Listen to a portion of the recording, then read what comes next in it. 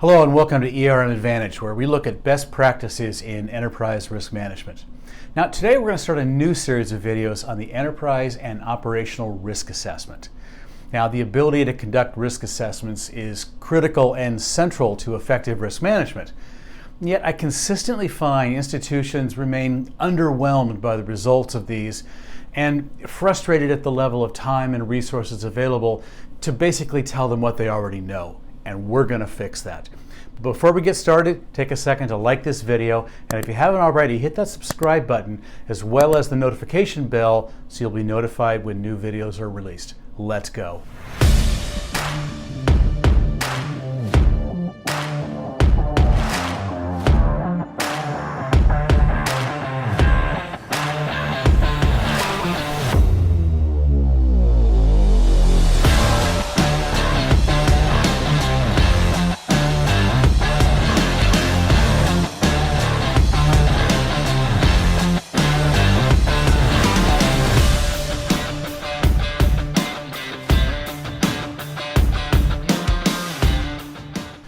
Now, there are a number of problems that I consistently see with enterprise risk assessments, and this builds on the list that we introduced in the very first video, but adds some additional elements specific to risk assessments. So let's talk about some of these. Number one, the purpose or goal of the exercise was assumed but was unclear to most parties involved. Number two, an overemphasis on the operational or process risks and an underemphasis on the more strategic or external risks. Number three, as we talked about, assessments that are organized by risk types. Number four, overbuilt risk registers rather than just focusing on key risks. Number five, the exercise was seen as more documentation than discovery. In other words, low appreciation or adoption rate by the business units. Number six, an assessment structure that doesn't really lend itself to supporting business decisions. Number seven, a variety of different disconnected risk assessments, often with inconsistent structures and methodologies. Number eight, highly questionable risk calculation methodologies, which are at times just completely indefensible. Number nine, risk ratings without sufficient supporting narrative to justify those ratings. Number 10, no connection to subsequent monitoring metrics with defined tolerance thresholds in relation to key risks. Number 11, assessments that don't arrive at any meaningful takeaways or action items. And number 12, little or no follow-up action plans. Now, maybe you recognize some of these, maybe you have other challenges as well, but don't worry, we're going to address all of these. The goal is to create a risk assessment approach that people understand and embrace, that leads to discovery, helps us see new things and challenge old assumptions, checking to see if we're within the guardrails. It serves as a meaningful business tool. In other words, it creates value. Supports actual decision making, not just documenting what we already know. Encourages risk ownership, proactive management. And finally, help support a strong risk-aware culture. Now, our initial focus is going to be on the enterprise and operational risk assessment. Later on, we'll also cover things like links to or even designs of sub-assessments as well as looking at assessing change, for instance, new products, markets, regions, etc.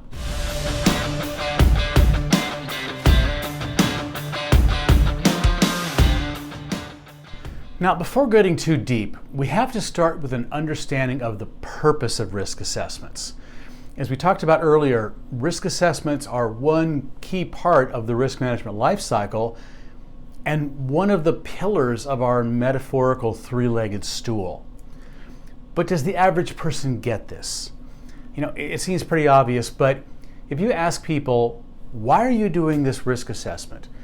What you don't want to hear is, we're required to, or we were told to, or, well, we're trying to see if our risks are too high. Those aren't necessarily wrong, but they're far from right. Those become much closer to a check-the-box exercise than really something that's truly meaningful and will usually result in just tell me what you want me to put so you'll go away. See, risk assessments are basically like mirrors. They help us look back at ourselves. Now, a mirror can be used for one of two things, either discovery or vanity. In other words, it could help me see things that I haven't seen or don't see, or just validate what I think I already know. But of those, only discovery is of any value.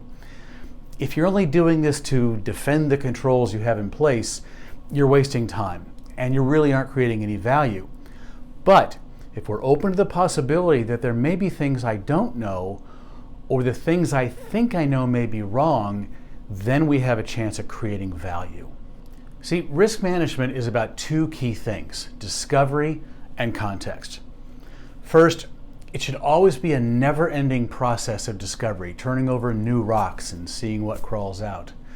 And context, because everything we do has a context. Our staffing, structure, processes are all in the context of seeking to fulfill a strategy. Our strategy exists within the context of our risk appetite, our capacity, capital, market, resources, etc. Internal controls exist within the context of the processes they're involved in and our intentions around risk mitigation. This is why an enterprise risk assessment is so critical and valuable. Done correctly, it is by definition an exercise in discovery, and it's built within the context of our strategy and risk appetite, perpetually asking the question, are we operating within the guardrails? Now, this isn't just wordplay. We're going to revisit these concepts periodically throughout this series. And finally, to fully appreciate the importance of structured risk assessments, we have to understand how our minds work. See, we're wired with both fast and slow thinking modes. Now, both are critical, but the majority of our time is spent in fast thinking mode based on a lifetime of experience, rules, methods, assumptions, etc. This gives us our ability to instantaneously evaluate any environment and respond accordingly, sensing opportunity, risk, etc. In fact, it is this adaptability that makes us the dominant species. It has nothing to do with opposable thumbs. The trade-off for this agility is that these embedded experiences, bias, and operating assumptions can mislead us in how we evaluate more unfamiliar, complex, or abstract scenarios. In other words, it makes us truly terrible at assessing things. To effectively evaluate and assess risks, we have to force our brains out of this fast thinking mode and into slow thinking mode, where we can thoroughly and thoughtfully consider a range of facts and considerations. Often these will feel in conflict to our instincts. Again, the captain of the Titanic assumed that any iceberg big enough to sink them would be big enough to see.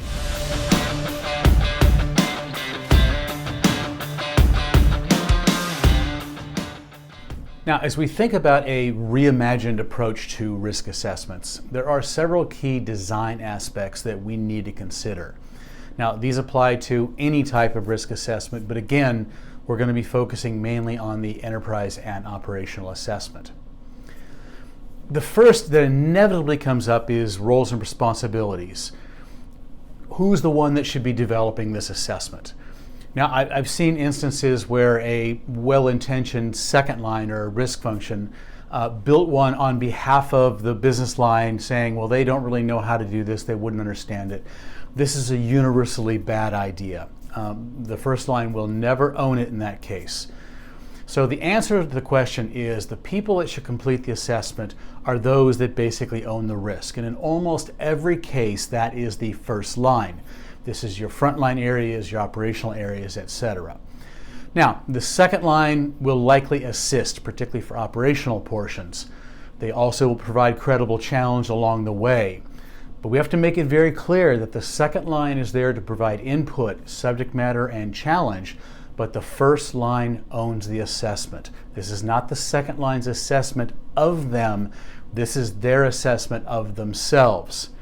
And then the third line, or internal audit, is there. They should remain independent of the process, but there is a point towards the end where they can leverage information and should have a voice in it. We'll talk about more at the very end of this.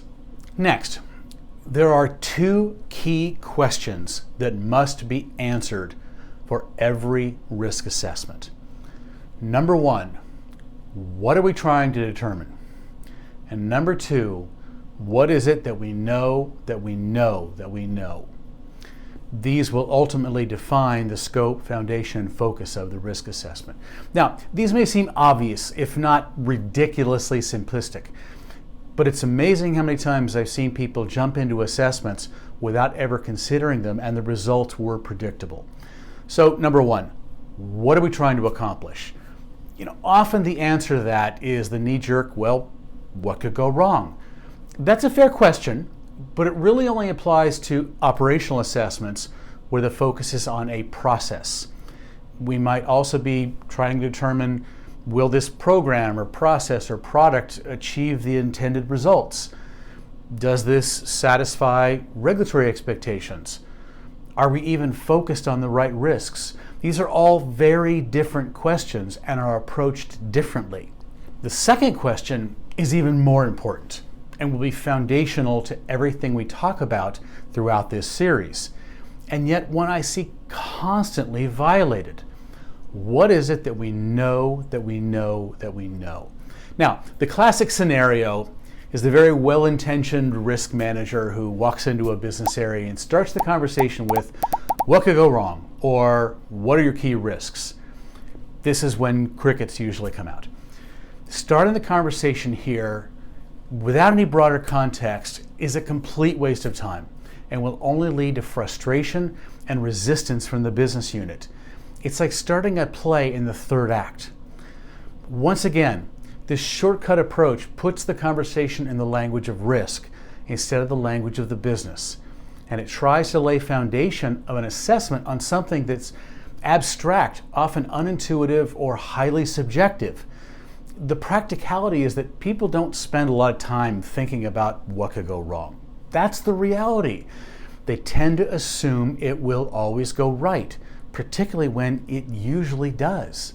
Getting to what could go wrong in a way that's meaningful just may take a little time, and this often comes as a surprise to newer risk managers.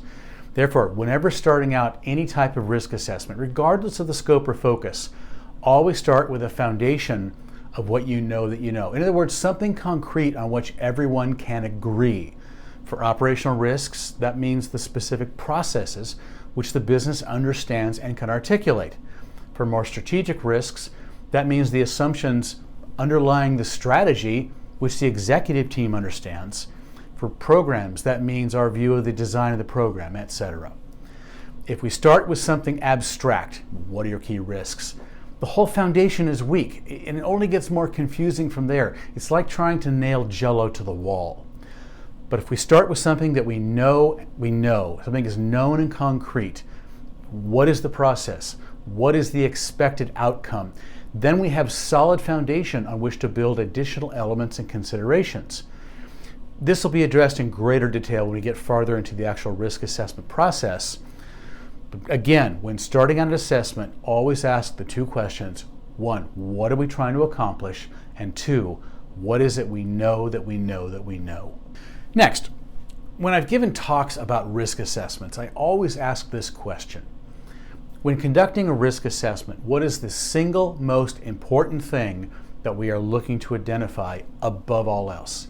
Answers include a variety of things like, what are the key risks?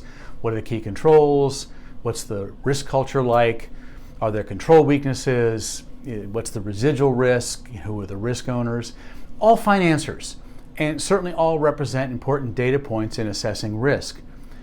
But after hundreds of presentations over the years, I've only had one person ever have the correct answer, and that is identifying assumptions.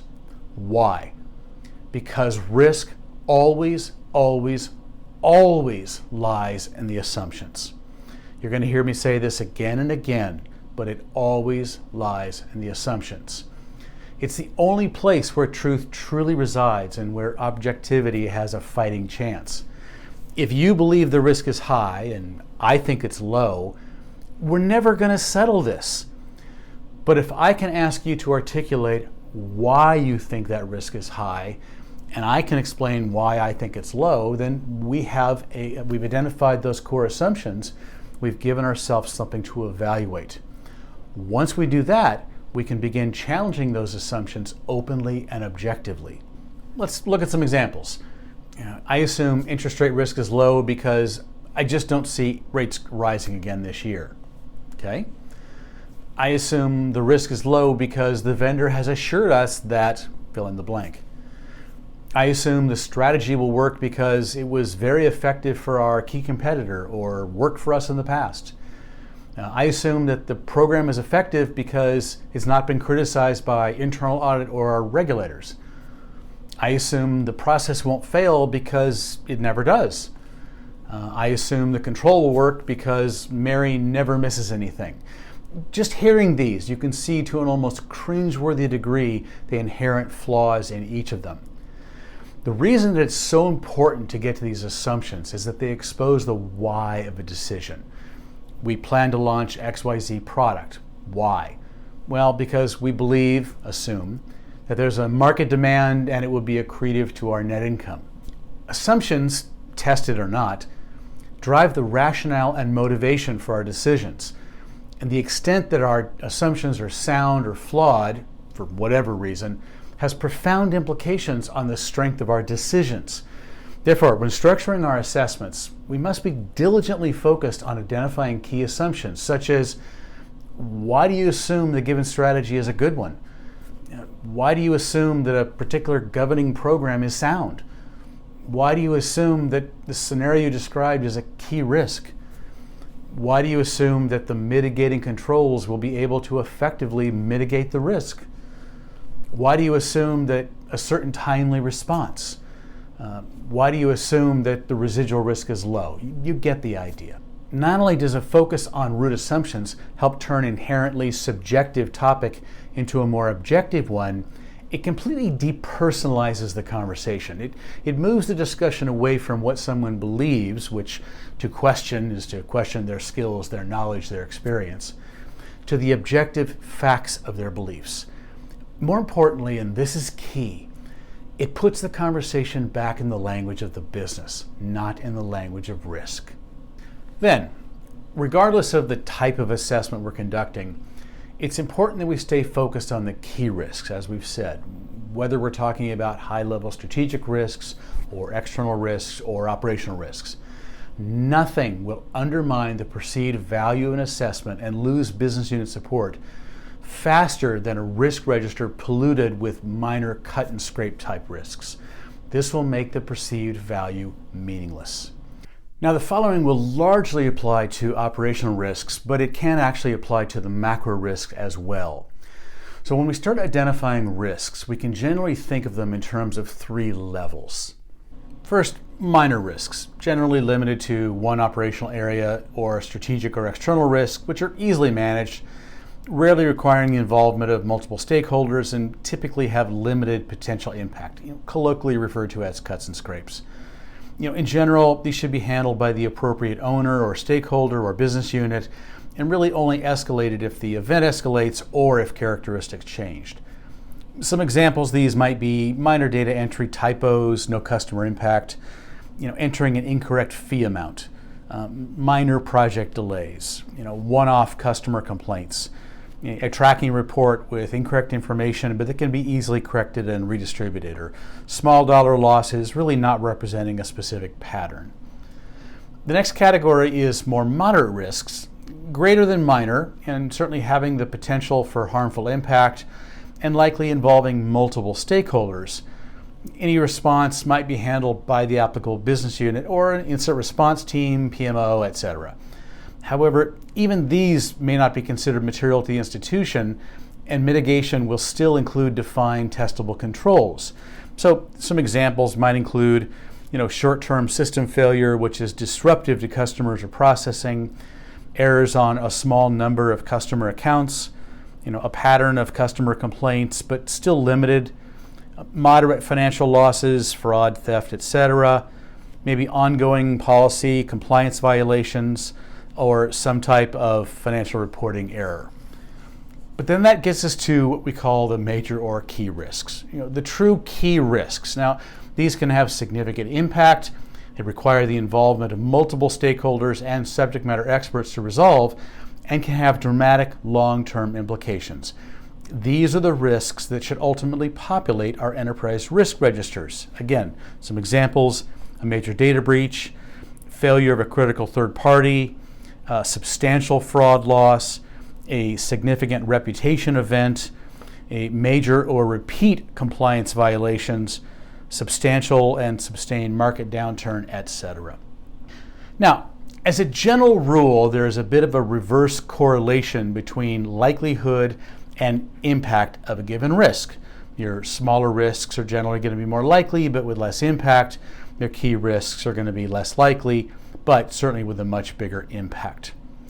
Now, as part of the institution's standards, these should be defined based on a range of criteria, financial, regulatory, operational, etc., as what are considered the guidelines for the thresholds of each level. Now, while we're going to be focusing mainly on key risks, this middle category of moderate risks is an interesting one and actually is worthy of some discussion. Estimated to be not quite significant enough to merit a spot on the corporate risk register, these will still require, at least at an operational level, a certain amount of controls and other mitigants. This group of risks can actually be very useful as a tool by which we can evaluate management's incorporation of risk management practices into their day-to-day operations. For larger institutions, one where support for risk management is expected to be a component of all incentive compensation, this is an excellent way to accomplish this. One of the ways that we can objectively measure management support and involvement in risk management beyond just their timely and thoughtful completion of ongoing risk assessments or monitoring materials is to what degree does management use these tools that we provided for enterprise risk management to identify, mitigate, and manage these mid-level risks? Are the same tools used to evaluate and monitor the key enterprise risks used for these moderates, or when the risk management team leaves the room, does all that go back into the drawer? So again, even for mid-level institutions, this is a good way of evaluating whether management is actually using these tools, even though those risks may not go up to a larger reporting mechanism. So back to our enterprise risk assessment. For our purposes here, again, we're going to focus on key risks across three primary dimensions. Next, any framework that does not include standards and definitions will always be suspect, or at best suboptimal, in effectively managing a risk. This is because without standards, people are not talking the same language and may be using terms or methods in different ways. And when we say framework, we mean that terms and definitions are used consistently throughout the entire organization, regardless of the focus area or type of assessment. Now, some areas that need to be defined and standardized and used include terms, particularly those that may be unfamiliar to business unit members. While we're seeking as much as possible to keep all this in the language of the business, that doesn't mean that over time we aren't introducing and ultimately incorporating risk management terminology. Now, this could be done in a terminology dictionary, but it's really better done in more of a training format. Examples include inherent and residual risk, key risk, risk treatment, transfer, mitigation, risk appetite, acceptance, tolerance, KPI, KRI, KCI, etc. And things like scores, ratings, notably those associated with risk and risk treatment levels. Say you have a 5-point scale, very low, low, moderate, high, very high, which is my preferred scale, or low, low to moderate, moderate, mod, high, high. It doesn't really matter. High has to mean the same thing for everyone and in every risk assessment or application. Otherwise, we're talking apples and oranges. We can never aggregate data together or make any meaningful comparisons between the data. Scores and ratings can be defined based on a range of criteria, including financial, regulatory, reputation, operational impact, etc. So let's take a look at a couple of examples of rating matrix definitions. So here we have one around likelihood. This could be based on expected frequency or even subjective values, but just giving some criteria for defining what likely means. Similarly, here's a sample for rating impact. Again, giving consideration to different types of risk, including financial impact, regulatory, reputation, operational disruption, etc. Now, there's no perfect right or wrong way to define these terms, but it is critical they be defined, otherwise people will define them however they see them. And finally, score calculation methodologies. Again, if we're using different methods to calculate risk scores in our assessments for, say, enterprise risk versus compliance or information security, again, apples and oranges. High never means high. Now, it certainly could be possible to normalize different scores through some sort of conversion, but why? Let's just get it right and get methods normalized across the institution. These calculation methodologies should be documented and should be reviewed periodically, ideally as part of the institution's model validation process, if only for reasonableness and suitability to purpose. Now, there are other areas where standards are needed, such as things like policies, charters, etc. We'll get to those later on when we talk about risk governance. And finally, we're going to revisit our overall framework elements and, most importantly, our discussion about the dimensions versus risk types. So to recap the basic framework elements we've talked about so far, we've got a basic risk management life cycle. This is nothing new. A basic 3 lines of defense model. Again, this is fairly familiar to all of us. And then what we introduced is the proverbial 3-legged stool made up of the 2 guardrails of strategy and risk appetite, and then completed with our enterprise risk assessment, all of which needs to be in sync and consistent. Now we're going to spend just a bit more time talking about our risk dimensions because this is relevant to our discussion around risk appetite. Again, we are focusing on 3 primary dimensions: strategy, governance, the design element, external influences, and then the operational processes. Each represents a specific type of risk, and any individual risk can easily be placed into one of these 3 buckets. Then we'll use our individual risk types as different lenses to be able to look through to gain a better understanding of the scope and nature of specific risks. Now, this isn't to say that you can't orient your program by the primary risk types. You absolutely can. The problem is that by doing so, you get an incomplete view of individual risks. And this can only frustrate the business unit and, again, doesn't give you a complete picture. So when considering our risk, again, we're going to use this basic framework of starting with the dimensions and then using our risk types as additional lenses. Now, not only can we use this to evaluate our existing strategy, processes, etc., we can also use this when considering change. So say considering a new product. Does it come with controversial elements or red flags? Would it create negative public perception? Does it have extensive legal or regulatory compliance requirements? Would it only cannibalize other existing products? Would it require additional infrastructure or skill sets? We could look at it from an external environment standpoint. Is it a saturated marketplace or limited incremental demand? Is there little to no competitive barrier to entry? Is there potential for increased regulatory requirements in the future? Would changing market conditions impact the value proposition of this particular product? And we can look at it from an operational standpoint. The failure to follow applicable laws and regulations, delivery or execution errors, failed implementation of supporting technology or other infrastructure, or losses due to ineffective or failed internal controls. Again, these are good, useful places to begin looking at the potential sources of risk. But again, we can still think about this through the lenses of our different risk types to give us further insight into these. Similarly, we can use this same framework to consider other changes like new market segments, new business lines, or even significant internal changes. In each case, using the conventional risk types as our lenses to fully understand these risks. So this completes our initial sort of toolkit with which we're going to use to consider all of our other framework elements.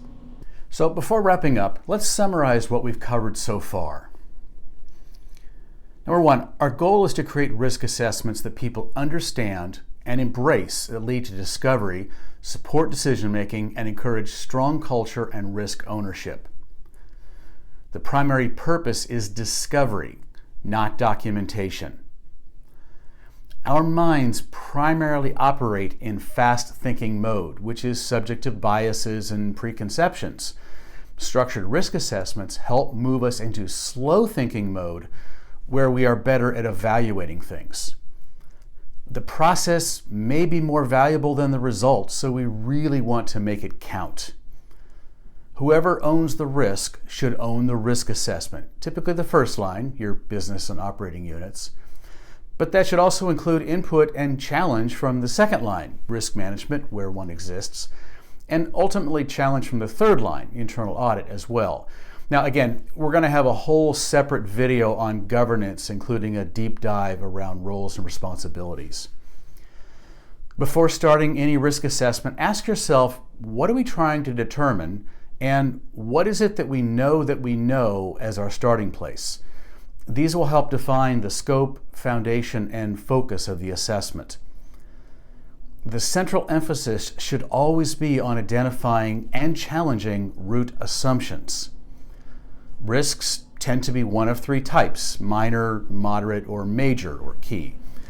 Major risks become part of our enterprise risk register, but the moderates can be valuable to help evidence the business unit ownership of the risk management framework and process. Standards and definitions are critical, particularly for terms, scores and ratings, and calculation methodologies. And structure assessments around three dimensions: strategy and governance, or design, external influences, and operations. Again, this is the framework we're going to be using throughout. Then use as many risk types as you want as different lenses to better evaluate risks. All right, that's a lot, but we've covered all of the foundational aspects. In our next several videos, we're actually going to start getting into the specifics of assessing enterprise and operational risks, starting with operational because that's a little bit more familiar territory, and then moving on to the macro areas of strategy and external. So once again, feel free to leave a comment. Are there other design aspects of the enterprise and operational risk assessments that you found important? I'd love to hear about it.